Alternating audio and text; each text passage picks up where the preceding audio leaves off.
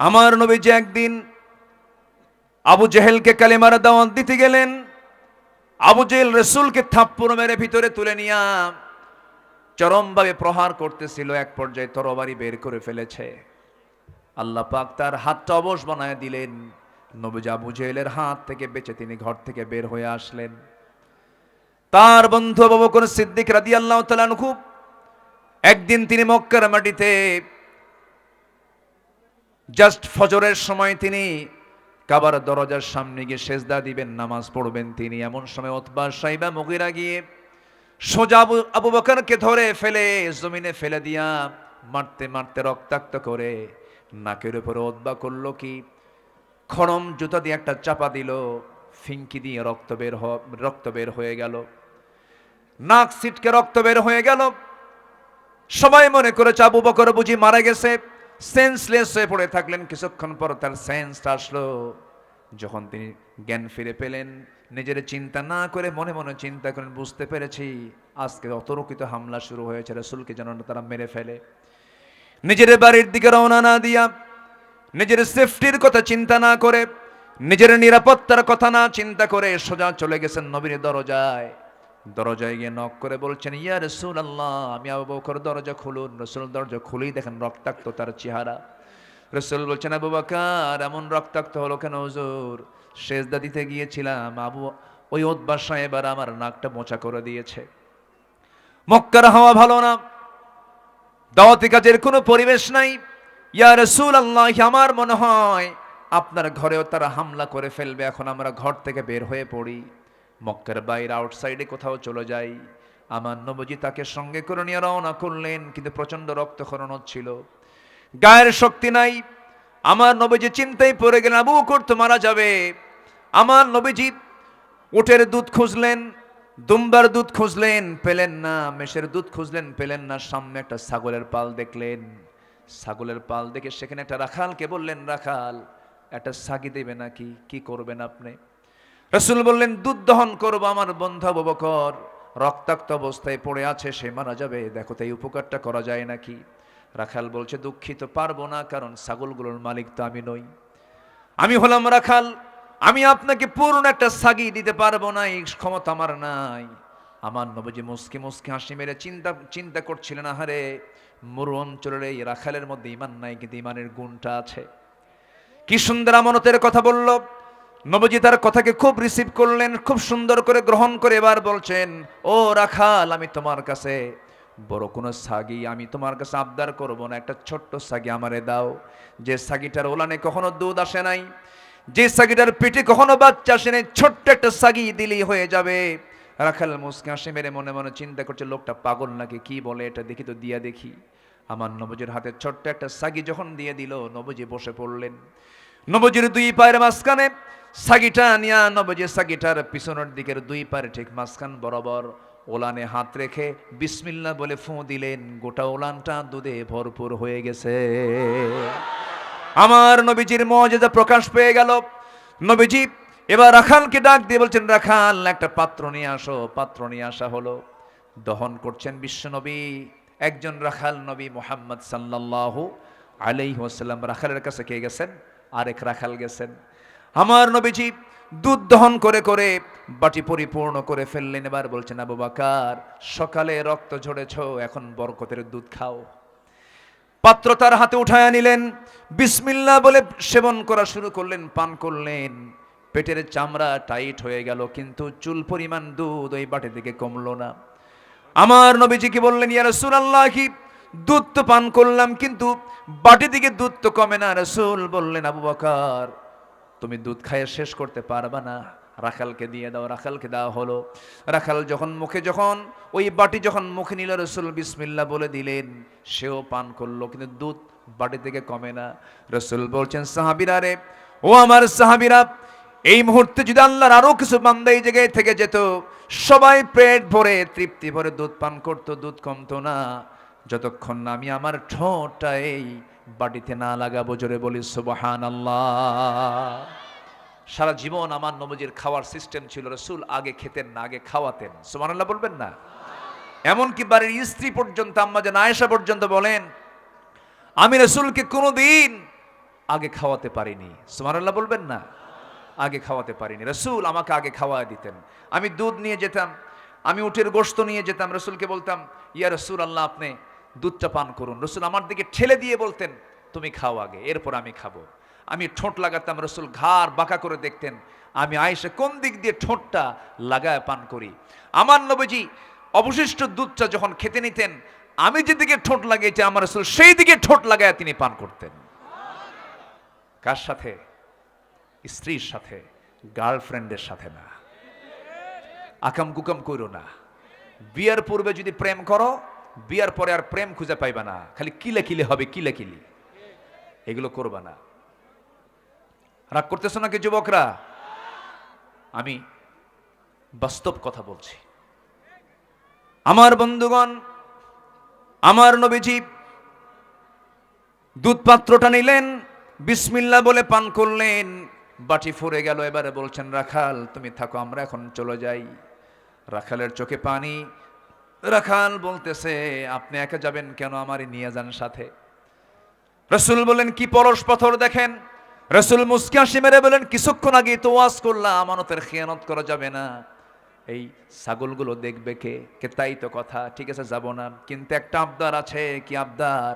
আবদারটা হলো, আপনি যখন ছাগিটা আপনার কোলের মধ্যে নিয়ে যখন ওলানে হাত দিয়ে যখন কি যেন বললেন, মনে মনে একটা দোয়া পড়লেন, সেই দোয়াটা আপনি আমারে শিখায় দেন।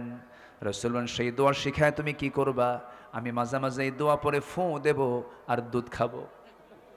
আমার নবীজি বললেন, শিরকিয়াতের পচা দুর্গন্ধ নিয়ে হাজারবার দোয়া করলে কোনো কাজ হবে না। শিরকিয়াতের পচা দুর্গন্ধ তোমার জীবন থেকে সাফ করে দাও। লাত মারতকে ছেড়ে দাও, উজ্জাকে ছেড়ে দাও, দুনিয়ার সমস্ত শিরিককে তুমি ছেড়ে দাও। সঙ্গে সঙ্গে ওই রাখাল আমার নবীর আপাদমস্তক মাথা থেকে পা পর্যন্ত নজর দিয়া বলতেছে, আমার তো সন্দেহ লাগে আপনি মক্কার সেই আব্দুল্লাহর পুত্র মুহাম্মদ বিন আব্দুল্লাহ কিনা। আমি কি দেখতে ভুল করছি নাকি? আমার নবীজি মুস্কি মুস্কি হাসি মেরে বলতেছে, যুবক রে, ভুল দেখো নাই, ভুল দেখো নাই। তুমি আমার সামনে দাঁড়িয়ে তুমি যাকে দেখছো, যাকে তুমি সন্দেহ করছো, আমি সেই আব্দুল্লাহর পুত্র মুহাম্মদ সাল্লাল্লাহু আলাইহি ওয়াসাল্লাম। এই কথা বলা মাত্রই আর রাখালের দেরি হলো না, হাত টাগায়া দিয়া নবীর হাতে বায়াত নে পড়ে ফেললেন। আশহাদু আল্লা ইলাহা ইল্লাল্লাহু ওয়াহদাহু লা শারীকা লাহু ওয়া আশহাদু আন্না মুহাম্মাদান আবদুহু ওয়া রাসূলুহু। হেদায়েতের মালিক কে? আসতে বলবেন না, হেদায়েতের মালিক কে? সেই রাখালটা অন্য কেউ নয়, সেই রাখালটা হলো আমার নবীর যত সাহাবী ছিলেন, এই সাহাবীগুলোর মধ্যে সবচেয়ে যিনি হাদিস বেশি জানতেন, কোরআন বেশি জানতেন, আব্দুল্লাহ ইবনে মাসউদ রাদিয়াল্লাহু তাআলা আনহু। সেই রাখাল থেকে এত বড় একজন মুহাদ্দিস হয়ে গেলেন, মুফাসসির হয়ে গেলেন। সারা জীবন তিনি কথা বলেছেন কোরআন দিয়া। একদিন ওমরে ফারুকের শাসন আমল চলছিল, অন্ধকার রাত্রিতে সাইয়েদনা ওমরে ফারুক সামনে পড়ে গেলেন এক কাফেলার নেতৃত্ব নিয়ে। আব্দুল্লাহ ওমরে ফারুক পড়ে গেছেন, অন্ধকার রাত। সাইয়েদনা ওমরে ফারুক বলছেন, এই কাফেলা কোন জায়গা থেকে আসে? এই কাফেলা কোন জায়গা থেকে আসে? ভিতর থেকে অন্ধকার রাত্রিতে জবাব আসতেছে, মিন ফাজ্জিল আমিক, মিন ফাজ্জিল আমিক, প্রত্যন্ত অঞ্চল থেকে আসতেছে। কোথায় যাবে? ইলা বাইতুল আতিক, কাবার দিকে যাবে। ওমরে ফারুক বলছেন, কোরআন দিয়ে উত্তর দিতেছো, দেখি তো কেমন পারো, আরো প্রশ্ন করব। কি প্রশ্ন বলেন? এবার বলছো, কাফেলার লোকেরা বলো তো কোরআনে কারীমের সবচেয়ে শ্রেষ্ঠ আয়াত কোনটা? আল্লাহু লা ইলাহা ইল্লাহু। সবচেয়ে ব্যাপক অর্থ বহন করে এমন আয়াত কোনটা? ইন্নাল্লাহা ইয়া'মুরু বিল আদলি ওয়াল ইহসান। এবার ইবনে মাসউদ আর আবার প্রশ্ন করা হলো তাকে, বলো তো কোরআনের সবচাইতে ভয়ঙ্কর আয়াত কোনটা? ফামান ইয়া'মাল মিসকালা যাররাতিন খায়রান ইয়ারাহু ওয়া মান ইয়া'মাল মিসকালা যাররাতিন শাররান ইয়ারাহ। আবার বলা হলো কোরআনে কারীমের সবচাইতে আশাব্যঞ্জক আয়াত কোনটা? قل يا عبادي الذين أسرفوا على أنفسهم لا تقنطوا من رحمة الله إن الله يغفر الذنوب جميعا। জোরে বলুন আল্লাহু আকবার। আমার বন্ধুগণ, সাইয়েদনা ওমর ফারুক এবার অন্ধকারের মধ্যে দাঁড়িয়ে বলছেন, এত প্রশ্নের জবাব দেবার মতো কেউ নাই। আমার মনে হয় তোমাদের খলিফার কাফেলার মধ্যে সেই রাখালটা আব্দুল ইবনে মাসউদ অবশ্যই আছে। জোরে কোন সুবহানাল্লাহ। সেই আব্দুল ইবনে মাসউদের হাতেই আবু জেহেল দুনিয়া থেকে বিদায় নিয়েছে। আমার বন্ধুগণ, আমার নবীজির দাওয়াতি কাজটা ছিল ব্যর্থ না সফল? আসতে ব্যর্থ না সফল? আমরা দাওয়াত দেব ব্যর্থতা নিয়ে না সফলতা নিয়ে? জোরে বলি ইনশাআল্লাহ, আরো জোরে বলি ইনশাআল্লাহ। নবীজির আরেকটা আদর্শ হলো, আমার নবী ছিলেন সাহসী। কি ছিলেন? আমরা কি সাহসী হব না ভীরু হব? ফাসদা বিমা তু'মার ওয়া আ'রিদ আনিল মুশরিকিন। আমার নবীজি খুব সাহসী ছিলেন, আমরাও সাহসী হব। পিছপা কখনো হব না, পিঠ কখনো দেখাবো না। কারণ আল্লাহ রাব্বুল আলামিন বলছেন, ইল্লা তানফিরু ইউআযযিবকুম আযাবান আলীমান ওয়া ইস্তাবদিল কওমান গায়রাকুম ওয়া লা তাদুররুহু শাইআ। জোরে বলুন আল্লাহু আকবার। নাম্বার 3 হলো ধৈর্য ধরা। আল্লাহ রাব্বুল আলামিন রাসূলকে ধৈর্যের পিরামিড বানিয়েছিলেন। কি পরিমাণ ধৈর্য তার মধ্যে কাজ করেছে। আমরা ধৈর্যশীলের পরিচয় দেব। নবীজি ধৈর্যশীল ছিলেন, আমরাও ধৈর্যশীল হব। নাম্বার 4 হলো রাসূল ছিলেন পরিবারের প্রতি দায়িত্বশীল। আমরা পরিবারের প্রতি দায়িত্বশীল হব। পরিবারের খোঁজ খবর নেব। রাসূল তার মেয়ে ফাতিমাকে বিয়ে দিয়েছেন। বিয়ে দেওয়ার পরও মেয়ে তার স্বামীর ঘরে চলে গেছে সারা জীবন। আমার নবীজি তারপর আমার রাসূল ওই জামাই বাড়িতে 3 দিন পার হতে দিতেন না, মেয়েকে দেখতে যেতেন। মাঝে মাঝে বলতেন, ফাতিমা আমার হলো এত গুরুত্বপূর্ণ মানুষ, ফাতিমাকে না দেখলে আমার কলিজা ভরে না। ফাতিমা আমার দেহের টুকরা, কলিজার টুকরা। আমার নবীজি বিয়ে হওয়ার পরেও তিনি 3 দিন পার হতে দিতেন না, ফাতিমাকে দেখতে যেতেন, সন্তানদের খোঁজ খবর নিতেন এবং তিনি তার পরিবারকে অত্যন্ত যত্নের সঙ্গে দেখতেন, নাতিপুতির দিকে লক্ষ্য করতেন। কারণ আল্লাহ রাব্বুল আলামিন বলেছেন, কু আনফুসাকুম ওয়া আহলিকুম নারা। নিজে বাঁচো, তোমার পরিবারকে জাহান্নাম থেকে বাঁচাও। আমার নবীজি ফাতিমাকে টাইম দিয়েছেন, নাতিপুতিদেরকে টাইম দিয়েছেন, সন্তানদেরকে টাইম দিয়েছেন, পরিবারকে টাইম দিয়েছেন। নবীজি উহুদের ময়দানে, যুদ্ধের ময়দানে, কণ্টকাকীর্ণ যুদ্ধের ময়দান, যে যুদ্ধে নবীজির 2টা দাঁত হেরে গেছে, এত শক্ত একটা যুদ্ধের ময়দানে আমার রাসূল আম্মা জান আয়েশাকে সাথে করে নিয়ে চলে গেছেন। যুদ্ধের ময়দানে যুদ্ধ চলতেছিল, রাতের বেলা যুদ্ধ বিরতি হয়ে গেছে, আকাশে চাঁদ, তাবুতে তাবুতে সাহাবীরা, যুদ্ধ কিছুক্ষণের জন্য থামলো। রাসূল তাবুর মধ্যে ঢুকে বলছেন, আয়েশা টাইম দিতে পারি নাই, তোমার হক আদায় করতে পারি নাই, চলো এই মিটি মিটি রাত্রে, এই চাঁদনি রাতে আমরা দুজন মিলে দৌড়ের পাল্লা দেই। আম্মা জান আয়েশা মুস্কি মুস্কি হাসি মেরে নবীর কথায় রাজি হয়ে গেলেন। দৌড় মারলেন রাসূল। ইচ্ছা করে তিনি আস্তে দৌড় মেরে ইসকে বিজয়ী করে দিলেন। আম্মা জান আয়েশাকে খুশি করলেন। দীর্ঘদিন পরে মদিনার মাটিতে একদিন রাসূল বলছেন, আয়েশা ওই রাত্রিতে তুমি আমাকে হারায়া দিয়েছ, আজকে দেখি দৌড়ের পাল্লা দেখে ফার্স্ট হয়। সেই দিনের দৌড়ের পাল্লায় আমার নবীজি একটা দৌড় মারলেন, সত্যিকারের দৌড় মারলেন, ফার্স্ট হয়ে গেলেন। ফার্স্ট হয়ে বলছেন, আয়েশা সেই রাতের পরাজিত হওয়ার জবাব আজকে আমি বিজয়ী হয়ে দিয়ে দিলাম। জোরে কোন সুবহানাল্লাহ। ইসলামে প্রেম ভালোবাসা আছে না নাই? তা কি বিয়ার আগে না বিয়ার পরে? দেখছো আগে কয়, এই বিয়ার আগে না বিয়ার পরে? পরে। হ্যাঁ, আল্লাহ তুমি সবাইকে উন্নত চরিত্র অর্জন করার তৌফিক দিয়ে দাও। জোরে বলি আমিন। নামাজ পড়তে হবে কয় ওয়াক্ত? আসতে বলবেন না, কয় ওয়াক্ত? কারা কারা পড়বেন দুহাত উঁচু করে দেখান। জোরে বলি, ইয়া আল্লাহ আমাদেরকে 5 ওয়াক্ত সালাত আদায় করার তৌফিক তুমি আল্লাহ দিয়া দাও। জোরে বলি আমিন। আরো জোরে আমিন। হাত নামান। নাম্বার 5, রাসূল ছিলেন আমানতদার এবং ন্যায় বিচারক। আমরা আমানতদারিতা নিয়ে আসবো। জোরে বলি ইনশাআল্লাহ। ইন্নাল্লাহ ইয়া'মুরুকুম আন তু'আদ্দুল আমানাতি ইলা আহলিহা। নাম্বার 6, এতিম এবং নিকটাত্মীয় প্রতিবেশীদের প্রতি সদাচরণ করতেন। সদাচরণ ছিল হচ্ছে আমার নবীর ভিতরে। আমরাও এতিমের হক, প্রতিবেশীর হক আমরা আদায় করব। জোরে বলি ইনশাআল্লাহ। ওয়া'বুদুল্লাহ ওয়া লা তুশরিকু বিহি শাইআন ওয়া বিল ওয়ালিদাইনি ইহসানান ওয়া বিযিল কুরবা ওয়াল ইয়াতামা ওয়াল মাসাকিন ওয়াল জারি যিল কুরবা। আল্লাহু আকবার বলেন। নাম্বার 7 হলো আল্লাহর বিধানের প্রতি শর্তহীন আনুগত্য করা। ওয়ামা কানা লিমুমিনিন ওয়ালা মুমিনাতিন ইযা কাদাল্লাহু ওয়া রাসূলুহু আমরান আন ইয়াকুনা লাহুমুল খিয়ারা মিন আমরিহিম ওয়া মান ইয়াসিল্লাহু ওয়া রাসূলুহু ফাকাদ দাল্লা দালালাম মুবিনা। নাম্বার 8 হচ্ছে আল্লাহর জন্য দ্বীনের কাজে কঠিন পরিস্থিতিতে সবর ধরা। আমার নবীজির চাইতে ধৈর্যশীল মানুষ কি আর পৃথিবীতে আসবে?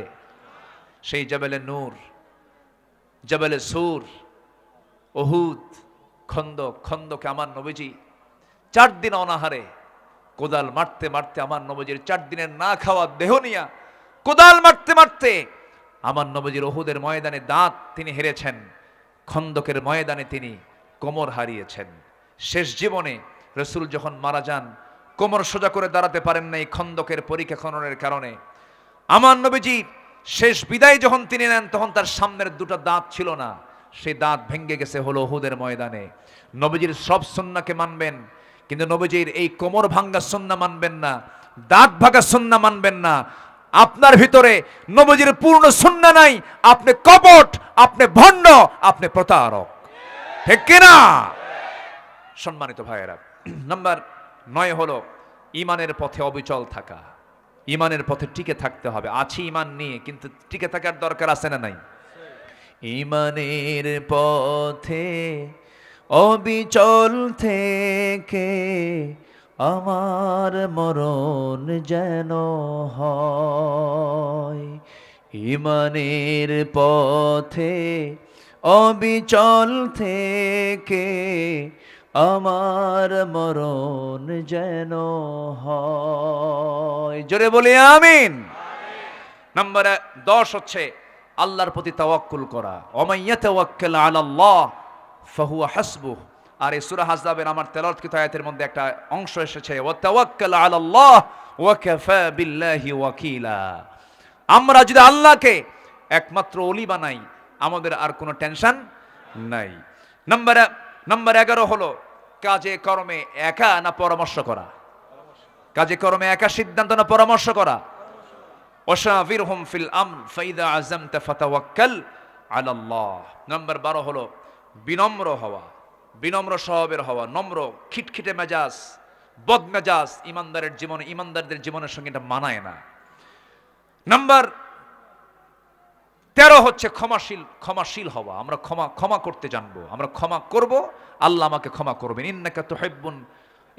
আল্লাহুম্মা ইন্নাকা আফুউন কারীম তুহিব্বুল আফওয়া ফাআফু আন্না। জোরে বলি আল্লাহুম্মা আমিন। অনেক লম্বা কথা ছিল, আমাকে শর্ট করে বলতে হচ্ছে। নাম্বার 14 হলো কুফুরির প্রতি কঠোর হতে হবে। আশিদ্দাউ আলাল কুফফার রুহামাউ বাইনাহুম। আমার দেশের কিছু কিছু নেতার সম্পর্ক হলো ইহুদি খ্রিস্টানদের সাথে খুব বেশি, এমনকি বিয়ে শাদীও আছে। আছে না নাই? আছে না নাই? আল্লাহ বলছেন আশিদ্দাউ আলাল কুফফার, কাফের মুশরিকদের সাথে কোনো প্রকার দিলের কোনো সম্পর্ক থাকতে পারে না। মানবতা, মানব জাতি, মানুষ হিসেবে অবশ্যই মানবিক আমরা হব, এতে কোনো সমস্যা নাই। যেরকম রাসূল একটা ইহুদির লাশ আসতে দেখলেন, আমার নবী যে দাঁড়ায় গেলেন, সাহাবীরা বললেন, ইয়া রাসূলুল্লাহ, আপনি ইহুদির লাশ দেখে দাঁড়ায় যাচ্ছেন কেন? সে তো ইহুদি। রাসূল বলেন, সে ইহুদি হোক, সে কি মানুষ না? এতটুকু মানবিক আমরা হব। আচ্ছা, নাম্বার 15 হচ্ছে রুহামাউ বাইনাহুম। রুহামাউ বাইনাহুম অর্থাৎ নিজেদের মাঝে যারা ঈমানদার, যারা মুমিন, তারা পরস্পরে কি হিংসা করবে? এখন হিংসা কমছে না বাড়ছে? একজনের উন্নতি দেখে যার ঘুম হয় না, ওর ঈমানের সমস্যা আছে না নাই? ওর ঈমানের ক্যান্সার হয়েছে। কি হয়েছে বলেন, কি হয়েছে? যার উন্নতিতে, অন্য ঈমানদারের উন্নতিতে যে ঈমানদারের ঘুম নষ্ট হয়, হিংসা হয়, ফেসবুকে লেখে, দুর্নাম করে বেড়ায়। এখন তো ফেসবুক কিছু সাংঘাতিক কিছু লোক আছে না নাই? আছে না নাই? এরা ফেসবুক সাংবাদিক না, ফেসবুক সাংঘাতিক। কিছু পাইলে হুমকি দেয়, মেরে দেব কিন্তু ফেসবুকে। আছে না নাই? এগুলো বদমাইশ। এগুলো মান সাতারা মুসলিমান সাতারাহুল্লাহু ইয়াউমাল কিয়ামা। তুমি কি জানো আল্লাহ নিজে বলছেন, যে ব্যক্তি কোনো মুসলমানের দোষকে আড়াল করবে, কিয়ামতের দিন আল্লাহ পাক তার নিজের দোষকে আড়াল করে ফেলবেন। ওই বান্দার দোষকে আল্লাহ নিজে আড়াল করবেন। এটা কি কম বড় অফার? এই জন্য আমরা চেষ্টা করব, পরস্পর যারা ঈমানদার, আমরা পরস্পরকে বোঝার চেষ্টা করব, তাদের দোষগুলোকে আড়াল করার চেষ্টা করব, বোঝানোর চেষ্টা করব। রুহামাউ বাইনাহুম, রহম দিল হব।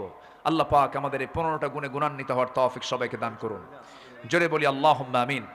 আমি আর কথা বাড়াবো না, এবং এখানে এমন জোরে বাতাস মারতেছে আমারে, কমিটি ভাবছে ওয়াজ আপনার আজকেই শেষ, আর ওয়াজ করার দরকার নাই, যা বাতাস আপনার গায়ে লাগুক।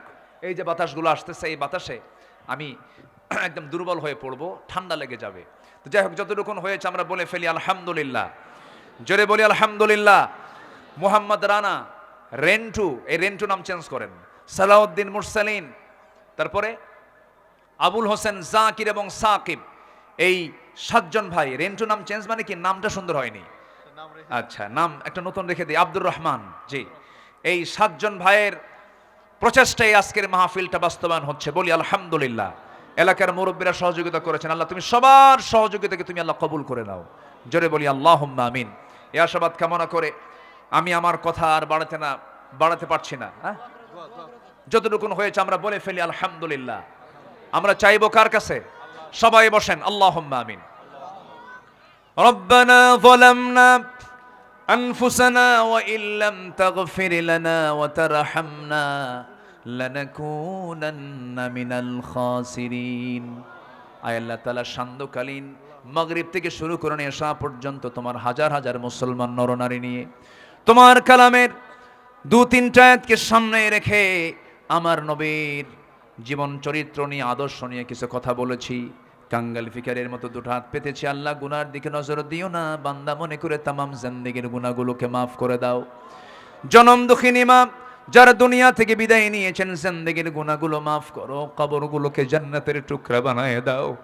রব্বির হামহুমা কামা রব্বায়ানি সগীরা, রব্বির হামহুমা কামা রব্বায়ানি সগীরা।